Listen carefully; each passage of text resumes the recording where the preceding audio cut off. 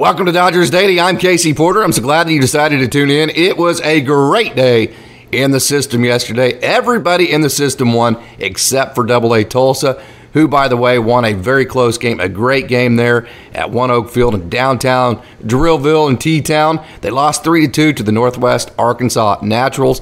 A very good team, a team that I got to see with my own eyes. Tuesday night, they have a lot of talent. They have a reliever and a closer that can reach over 100 miles an hour.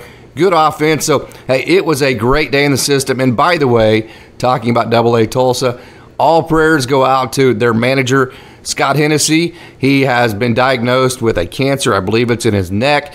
And I'll tell you a little backstory about him. Just an awesome dude. Had a chance to talk to him a couple of times. You know, he was a part of the Cali County program as far as the coaching staff that came into Ark City, Kansas, and started that JUCO baseball program there at Cali County. Him and Dave Burrows and Darren Burrows and all those boys there, they came into Ark City, Kansas, and they started and built a powerhouse junior college program in Ark City, Kansas. It was right after I graduated high school. It was right about when I started coaching at Guthrie, and so I knew, you know, all about Henny. I knew all about Dave. As a matter of fact, I've actually got to coach with Dave, who was the head coach at Cali for many different times, who was the head coach for Scott Hennessy while he was at Cali. So we still communicate as far as, you know, I message Dave every now and then, get to talk to Scott, message Scott, you know, congratulate him on things here or there. And so we have kind of that background. So when you have a baseball background like that, where he's recruited some of your players and you know all about them, and you have that amount of respect for some of the work he did, and then he became a scout for the Dodgers for several different years. It makes it a situation to where as much as you root for these guys, you root for them that much harder. So just a great dude. He's been nothing but welcoming to me every time I've gone, at Wichita a couple of weeks ago, nothing but welcoming. He said, hey, whatever you need, just let me know, and I'll make sure that you get it. And then, the other night, the first thing he said was, hey, what do you need? Just let me know. And that was, after it had been announced that he was going to take a leave, so he can take care of his medical conditions. Well, that night he coached third, and I can tell you he's not feeling very good right now, but he is tough as nails. He will come through this. He will beat this. So, hey, prayers out to Scott Hennessy, the AA Tulsa manager. Wanted to make sure and start the show off with that, because that dude, man, I can't tell you how well liked he is. I've talked to so many of these players, and the first thing out of their mouth is always, Henny is the man. When you address AA manager Scott Hennessy, the only way to put it is, Henny is the man, no doubt about it. All the way back to Cali, all the way through AA Tulsa. So prayers are out for him. So a lot to get to today. It was a busy day in the system yesterday. But before we get into all that, just a reminder that if you'd like to help Dodgers Daily by donating, we do now have a GoFundMe account. So just scroll down to the description, click the link, and it'll take you right to the Dodgers Daily GoFundMe, where you can help Dodgers Daily continue to grow by donating. Also, if you like this video, if you like this kind of content, keep leaving comments. The war room is just spectacular at Dodgers Daily. It's not huge yet, but the back and forth is just absolutely awesome. Keep liking these videos, keep sharing them, keep telling all your friends about Dodgers Daily, and make sure that you have your notifications turned on after you subscribe. So, okay, a lot to get to. Clayton Kershaw, he is the absolute GOAT. Not only did he give the Dodgers what they needed in terms of a bounce back, all that negative momentum coming out of the San Francisco series, turned that all the way around, which is exactly what a Hall of Famer, ace-type pitcher like Clayton Kershaw should do. Offense hasn't been scoring a lot as of late, but the bullpen, hey, how about them last night? So a lot to get to. Let's not waste more time. Let's get right to it, and let's talk Dodgers baseball.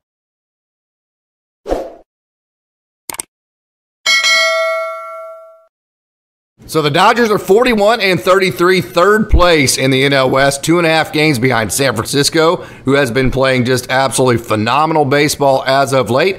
3.5 games back from Arizona. I've talked about it on several different occasions. This is the part of your season. You took care of the Angels. You made up a game on Arizona during that 2-game stretch. Then you have the Astros, who haven't been having a great season. If you can have a good series there, then you have the Rockies and the Royals, and you have a schedule coming up, certainly before the All-Star break, that you can get yourself right back into things. If not, hey, be right there tied or maybe a game back, or maybe if things go absolutely perfectly, even have the lead in the NL West by the All-Star break. This is a big period of this season, not to mention it brings you into July, which is the end of July is the trade deadline. So you really need to start putting all these pieces together to figure out what your formula is and what your plan is moving forward. We saw Ryan Brasier throw last night. We will get into the DFA situation of Andrejackson. I will give my thoughts on that. So let's dive in. Clayton Kershaw. Okay, you've heard all the stats about, the amount of scoreless games that he's thrown, going at least 7 innings since the year 1900. You know how just great Clayton Kershaw is. You know all the stats as far as the wonderful Hall of Fame career he's had. The biggest part of what Clayton Kershaw did for this Dodgers team, there was a lot of negative momentum going around the ball club. There was a lot of just kind of head scratching and maybe even self-doubt starting to creep in. And just like a Hall of Famer should do, he put an end to all of that, even in a part of the year to where hey, offensive baseball is going to come and go. It's a very difficult game. You're going to have periods of the year where you're scoring 7 or 8 runs a game. It seems like every single game. Then you're going to have periods of the year where it seems like, man, are we ever going to score again? That's just how baseball goes. The Dodgers are in one of those periods right now where they're not hitting a whole lot of home runs. They're struggling to score runs, only scored 4 runs in total in the 2 games with the Angels, but won both games, and that's because Clayton Kershaw just got all of the momentum shifted from negative to positive and got the whole thing jump-started like, hey, this is the first game of the rest of our season. That's all we can do. Everything is in the past. The series with the Giants, that's in the past. There's nothing we can do about that now. All we can do is just move forward and play the best baseball we can from here on out. And he did that, and he gave his team a lot of positive momentum moving forward. Made it easy to map out that game from a bullpen perspective. Calebferguson and Evan Phillips were just fantastic like they have been as of late. And how about the bullpen? The bullpen that people have been rightfully so, and on the last show I mentioned, we're second to last worst in all of Major League Baseball, which is totally unacceptable. Well, apparently they agreed with that sentiment because they have thrown 14 scoreless innings in a row. They knew they were second to worst in the game of baseball in the bullpen, and they knew that was not unacceptable, like we talked about on the last show, and they have absolutely done something about it. The bullpen has thrown 14 scoreless innings in a row. Okay, pitching, 23 strikeouts against the Angels, just 6 walks. How about that for the pitching staff? That's fantastic. I thought Mark Prior did a fantastic job. We'll talk about the mapping of the bullpen game last night, but I thought more so than anything, if there's been one probably complaint that I would have about Mark Prior, is that he's more reactive than proactive as far as communicating with his pitchers while they're pitching and in the game. And the reason is he wants them to get comfortable. He wants them to be able to work out of their own issues. He doesn't want them to have to rely on somebody else to solve all of their issues. So you leave them out there, you let them deal with it, you let them figure it out, and if you let people do that type of thing, then all of a sudden they become self-motivated. They have confidence to themselves. They don't have to rely on others. So I get why he does that. It's worked in the past. You've had big leads in the division. You've won 111 games. You've had the ability to do that and kind of be a little bit more hands-off in terms of your in-game communication. Right now, the Dodgers are in crisis mode. You got to be more hands-on at the moment. I love the fact that, hey, Ryan Brasier, he goes out there and he talks to him about game plan, whatever else he wanted to talk to him about that. He went out and talked to Bobby Miller the other night. So I like the fact Mark Prior was more hands-on last night with the pitching staff. I think that needs to continue at least until you get some more positive momentum where guys are feeling a little bit better about themselves. Okay, so I talked about the formula. The Dodgers going at least 6 innings. Of course, yesterday was a bullpen game, but Clayton Kershaw certainly did that. Give up 4 or less runs. Of course, 4 runs would have lost the first game of that series because the Dodgers only scored 2, but they only had to score 2 because Clayton Kershaw held them to 2.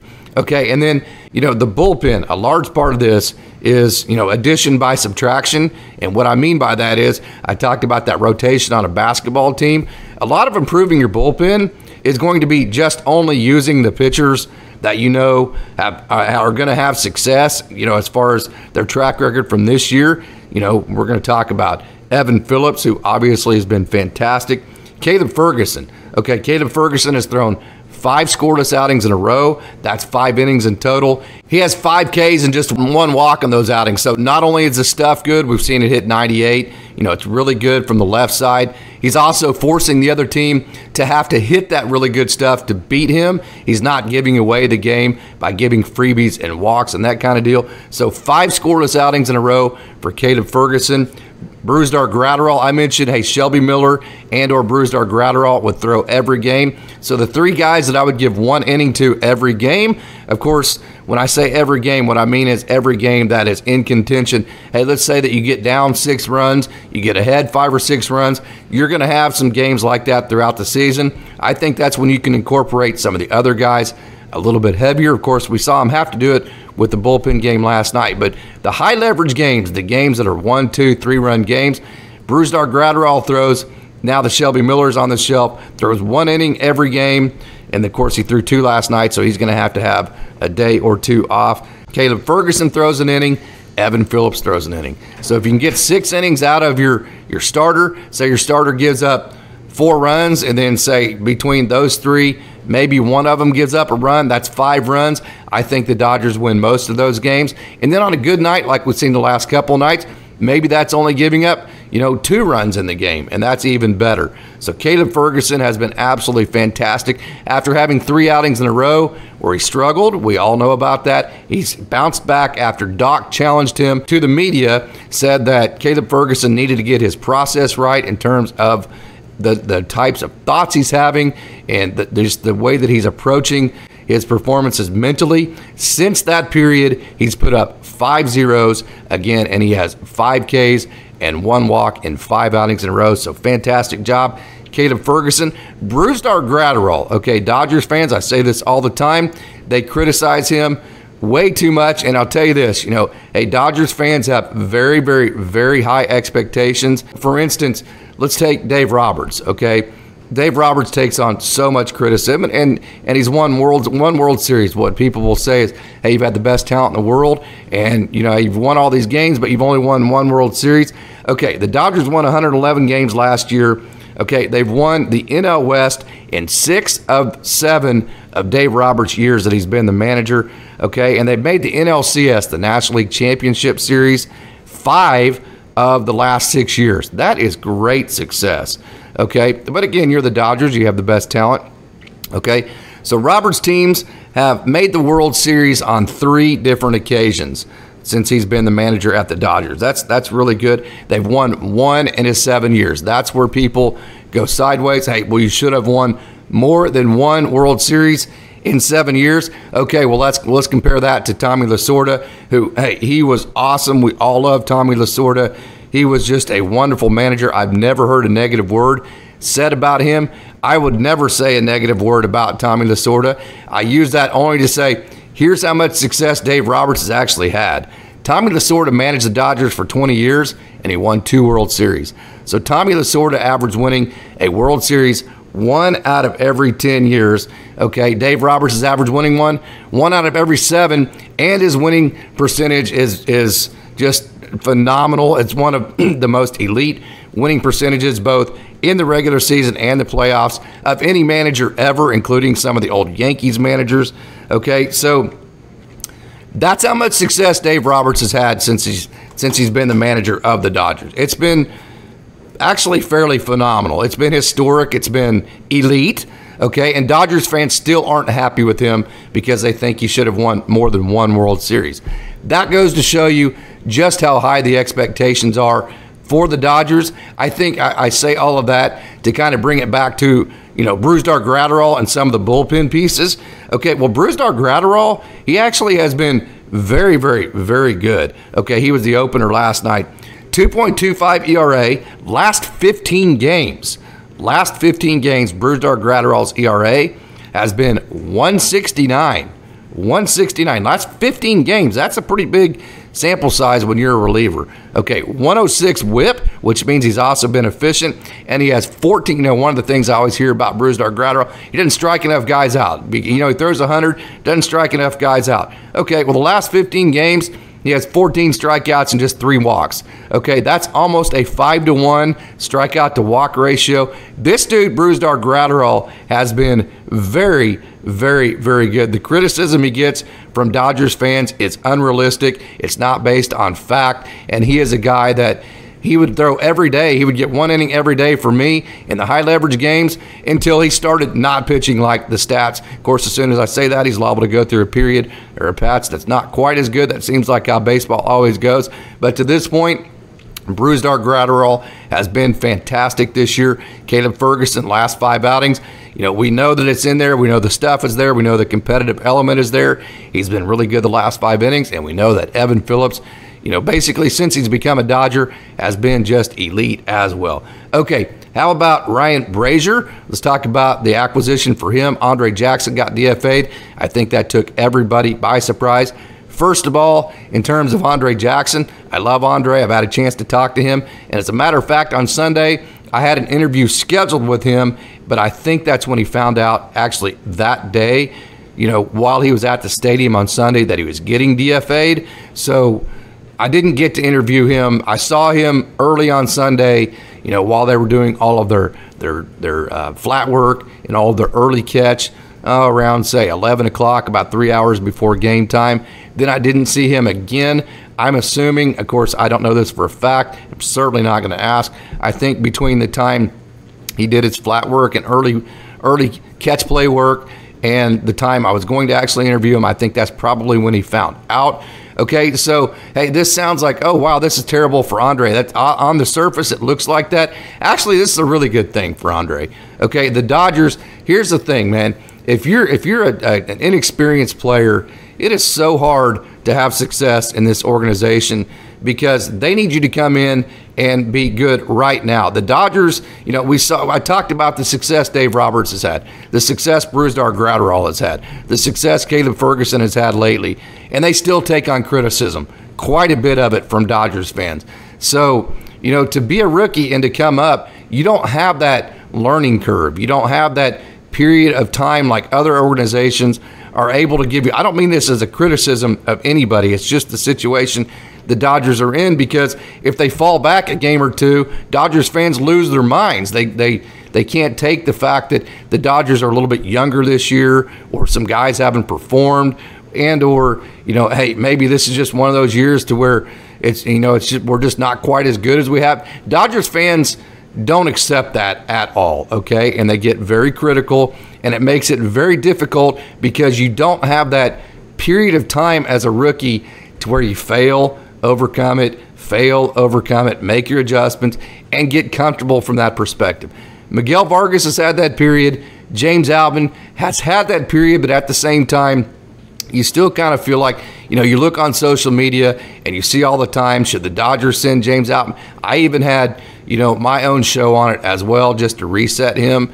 You know, I didn't have my own show, but I even made the comment, hey, whichever way the club wants to go. So you still kind of feel like that, you know, the club is looking over your shoulder from that perspective. So Andrejackson, up and down, had a hard time getting comfortable. You know, he had a really good outing his last time out, but then he would have an outing or two that wasn't as good. And the Dodgers aren't in a position, being 3.5 games back, to where they can deal with up and down right now. Even if you have a guy like Andrejackson whose velo is up, the changeup is good, just not a guy right now that the club felt like, you know, they can incorporate back and do him any favors from that perspective. He's outgrown AAA. He's a quad A guy. So by getting DFA'd, Andre, I would assume, is going to get picked up. I actually talked to Dave Holliday at the Drillers game on Tuesday, and he's a major league scout for the Phillies. He said he'd be shocked if he passed waivers. So I would think if he cleared waivers, I would think he gets picked up in waivers, and then I think at that point he gets picked up by a team that gives him consistent action at the major league level. They give him a window of time that allows him to get comfortable, that allows him to go through failure, work through failure, get back on top, and to fix those that part of the process and get comfortable from that perspective. So I think he's going to get picked up, sent to a team that's going to put him at the major league level and give him that window. So from that perspective, I think this is great for Andrejackson. I think it's much better for Andrejackson than it's going to be a deficit for the club, because I don't think the club is going to use him much because he has been so up and down. And we saw Ryan Brasier last night. That's the guy that they're replacing Andrejackson with. So you say, well, maybe what about an Alex Bessie or somebody like that? Okay, well, first of all, left-handers who have had major league success that can throw 95, 96, those are tough guys to give up on. For one, and two, you're trading a right-hander for a left-hander. So I think that the club wanted to go righty for a righty as far as that situation goes. So how about Ryan Brasier? Why did the Dodgers pick him up? He had an ERA over 7.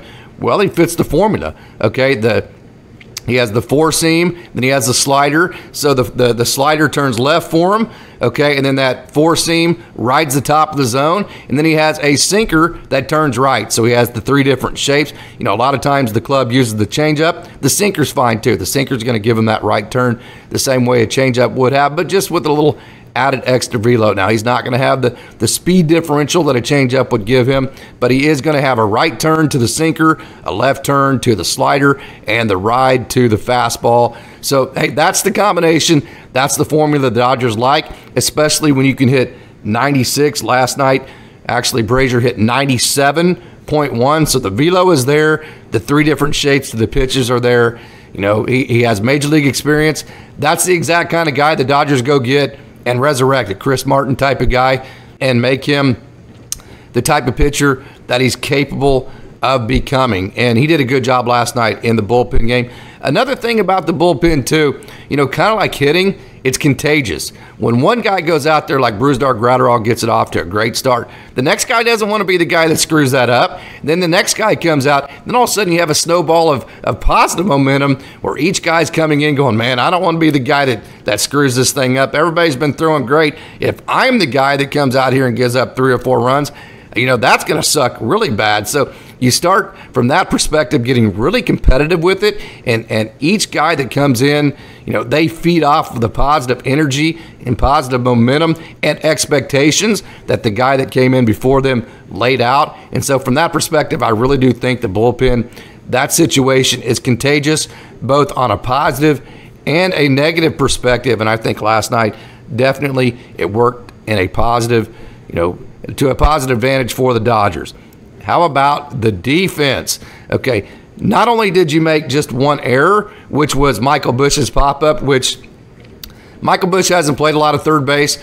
Those types of plays like that are the ones that are going to get them, that are just a little bit different. Probably haven't worked on that pop-up at all. Taking a million different ground balls, working to your left, working to your right, coming in, backhands, forehands, short hops, tweener hops, worked all of those. Probably haven't worked on too many of those type of pop-ups that are moving every which way. So Michael Busch dropped the pop-up, but hey, that's the only error. You actually have more assists at home plate from your outfielders throwing guys out at home plate in this 2-game series than you did errors. So that is absolutely fantastic. You threw 2 guys out at the plate, only made 1 error. So the defense has been absolutely fantastic. Okay, so the offense I mentioned, hey, you're going to have ups and downs in offensive baseball. It's one of those deals where hitting a baseball is the hardest thing, in my opinion, in all of sports. So you're going to have some periods where you're going really good, some periods like now where you're not scoring as many runs. But still, having said that, the Dodgers have been a good offense this year, although they're struggling as of late. They're 4th in the major leagues in runs scored. Okay, and so like I said, although there's ups and downs, and right now is one of those down periods, still the offense has been good overall for the year. Scored just 29 runs. Here's an example. The offense has scored just 29 runs in the last 9 games. That's just 3.2 runs per game in the last 9 for a club that's still trying to figure out its pitching staff, both bullpen-wise and starting-wise. So, that's why you lose some of those games, but very proud of the club to overcome yesterday and the last 2 games, especially the bullpen game. You beat Shohei Ohtani with a bullpen game, in a bullpen game that you only scored 2 runs. That's absolutely fantastic. So 4-5 during that 9-game stretch where you're only scoring 3.2 runs per game, which is actually starting to get a little bit better. you're starting to be able to not just have to win games in one way, in the sense that, hey, we either hit 2 or 3 home runs, score 7 or 8 runs and win, or we don't do that and lose. You know, I've talked about really good clubs in the past. They figure out different ways to win. The last 2 nights definitely have been different ways in terms of having a bullpen game, not scoring a whole lot of runs, and still winning both of those games. So, hey, all is positive as we move into our series with the Astros. Can't wait for that. So, hope you enjoyed our segment here on the LA Dodgers. Time now to transition to the minor leagues. And so, let's not waste more time. Let's take a trip down on the farm.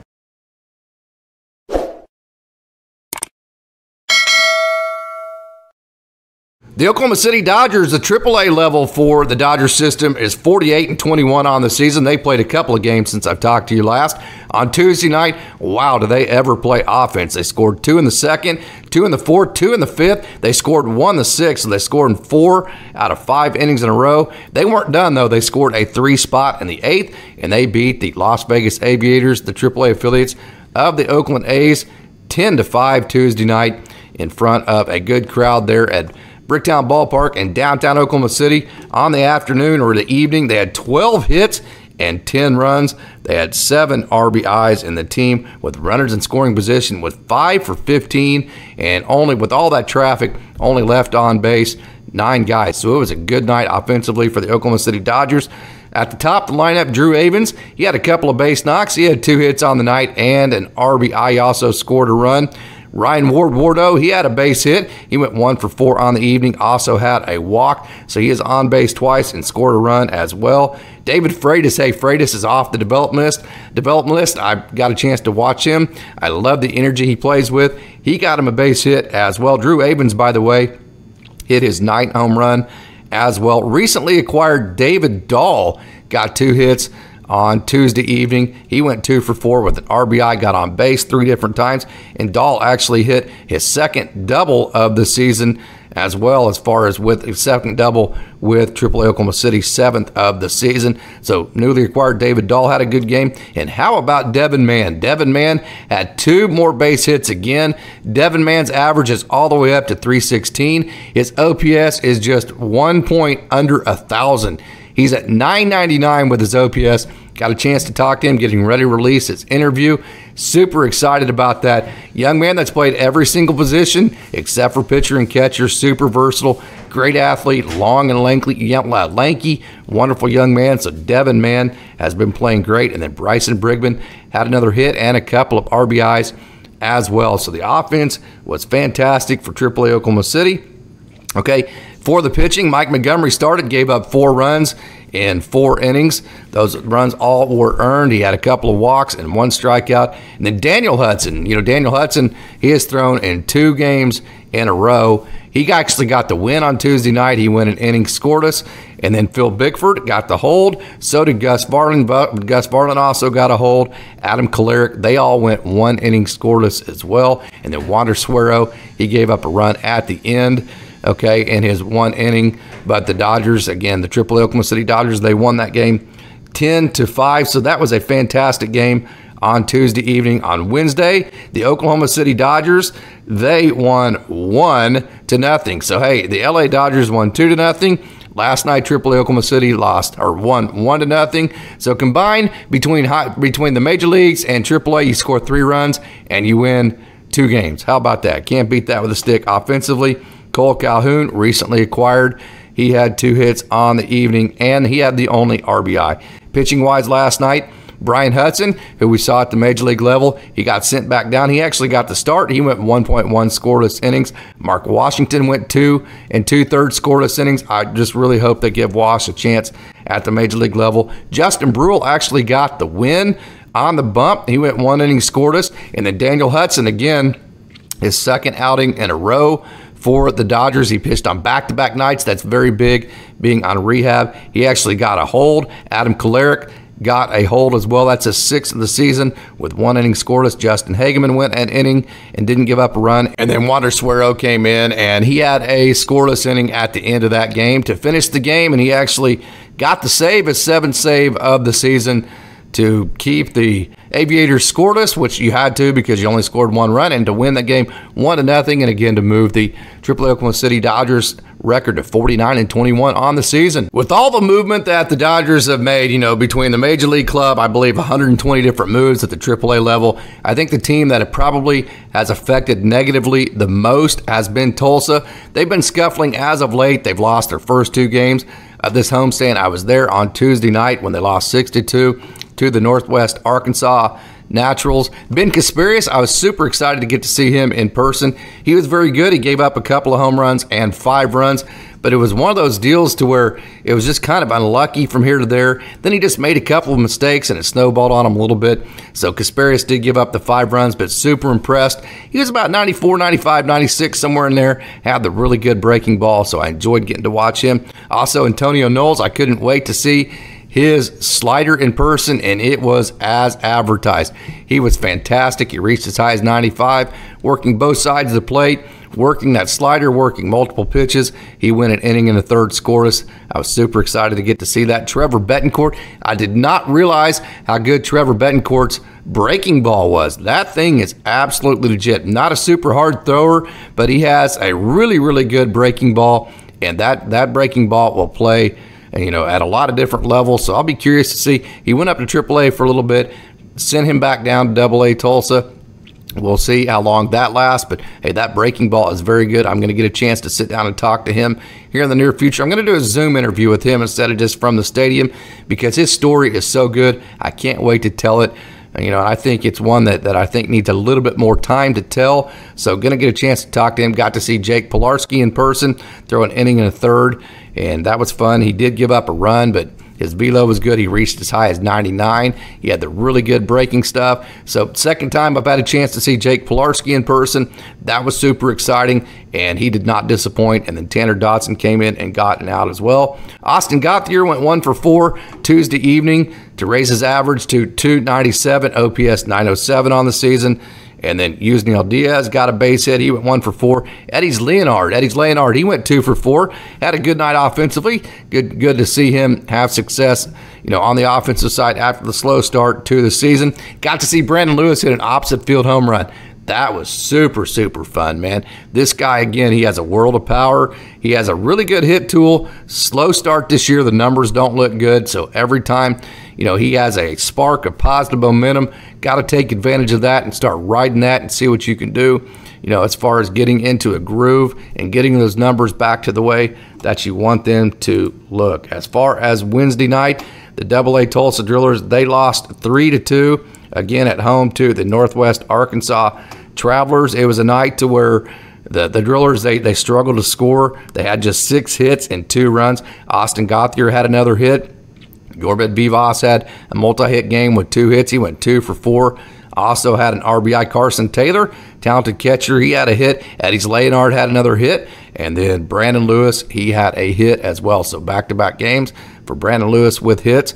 As far as pitching goes, River Ryan, the young man that is so talented, 5 innings scoreless, man. River Ryan, this dude he just smells big time. He just has that aura of big time to him. River Ryan, 5 innings scoreless, 6 strikeouts, just 1 walk. Braden Fisher came in and got the hold. He gave up a run in 1 inning. Aldry Acosta, he gave up a couple of runs. Aldry Acosta, welcome to Tulsa. Can't wait to see him with my own eyes. Went 1 inning, gave up 2 runs. Hey, that transition to AA sometimes is, that's one that takes a minute. So I'll see how long it takes Aldry to get adjusted to AA. But talented young man who goes on long stretches of time without giving up runs. And so Kevin Gowdy finished it going 1 inning scoreless as well. So again, the Drillers, they lose on Wednesday, 3-2 to the Northwest Arkansas Travelers, the AA affiliates of the Royals. They now move to 40-25 on the season. Great Lakes won 2-1 on Tuesday. It was a very exciting game. I know my man Austin Brubaker, who, hey, by the way, it's been requested we are going to bring back Dodgers Dogs every Wednesday night. It's going to be Wednesday night, I believe, 6 o'clock. It's going to be 6 o'clock Pacific, which would be 7 o'clock my time, which would be 8 o'clock. Let's see, which would be, okay, so 6 o'clock Pacific, which would be 8 o'clock my time, and then 9 o'clock Eastern. That's when we're going to do Dodgers Dogs each Wednesday. Austin Brubaker, young man who gets to go to a lot of Great Lakes games, big Dodgers fan. He's going to be my co-host. moving forward. So super excited about that. The Great Lakes Loons, they won Tuesday night. Austin was there. He got good video. So go to AustinBrew99 on Twitter if you want to check that out. They moved to 43-20 on the season. Luis Diaz had a hit. So did Yainer Fernandez. Alex Freeland had 2 hits. I keep talking about how talented the switch hitting shortstop for the Loons, Alex Freeland, is. Damon Keith, who has been smoking hot, had a couple of hits as well. Taylor Young had a hit, and Jake Vogel had a hit as well. Hey, how about my man Justin Wrobleski? Got a chance to talk to his head coach at Oklahoma State, Josh Holliday, as I've been working the Oklahoma State baseball camp this past week, Monday, Wednesday, and Friday of this week.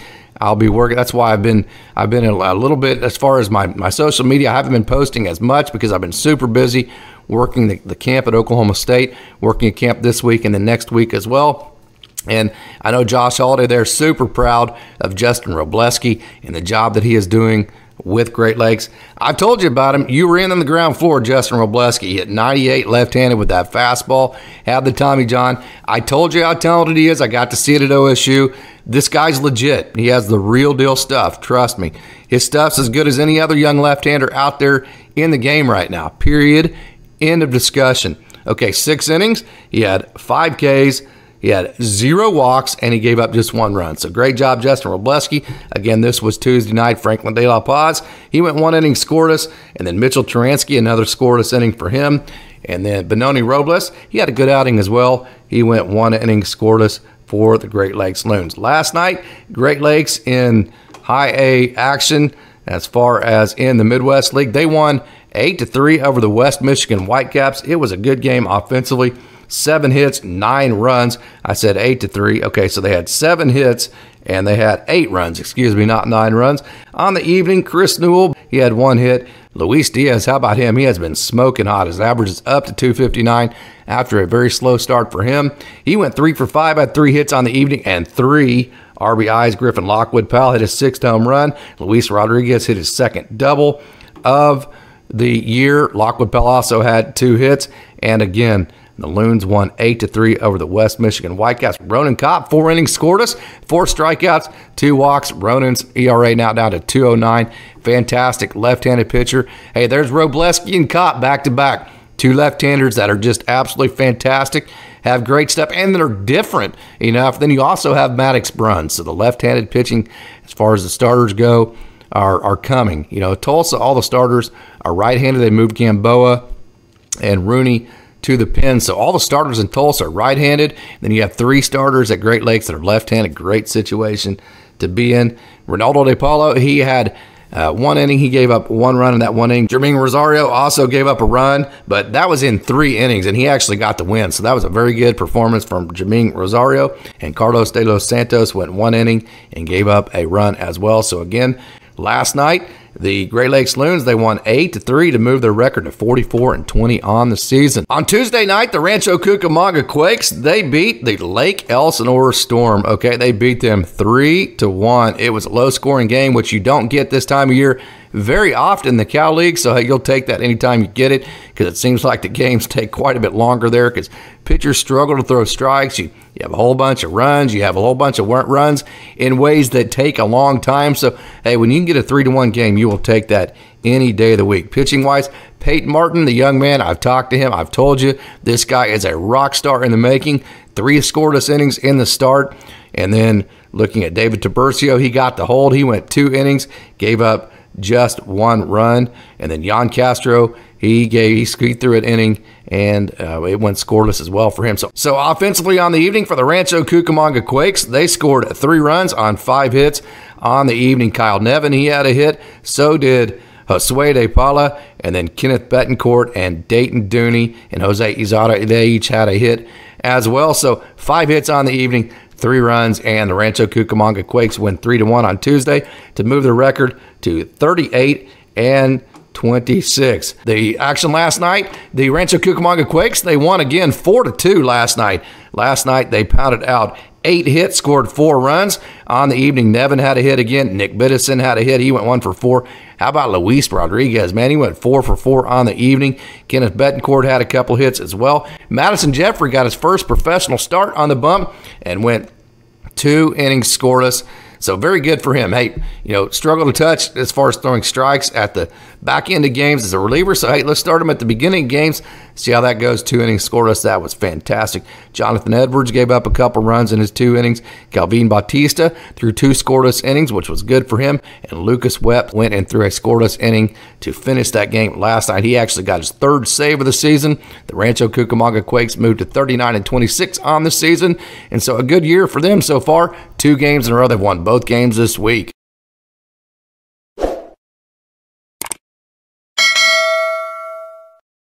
So there you have it. I told you it's going to be a very, very, very busy show. I've been at the Tulsa game and then the Oklahoma City game. I've been working the Oklahoma State baseball camps. So I didn't have a chance to rip, all of the video from the games last night, but that's okay. Hey, there's plenty of games to do that with. Want to make sure and get to all that action and talk about it, though, because these guys, hey, this minor league grind it's a grind, and they deserve all the attention and the credit they can get. So that's our show for you today. I hope you enjoyed today's show. I also hope you tune in tomorrow. I also hope that, hey, that you go to dodgersdaily.net, and if you like this video, go ahead and click that like and leave a comment to all your friends about Dodgers Daily, and make sure and share this video and turn on your notifications. And also, if you'd like to help Dodgers Daily by donating, click the link in the description, which will take you to the Dodgers Daily GoFundMe account. As always, thanks for tuning in, and go Dodgers.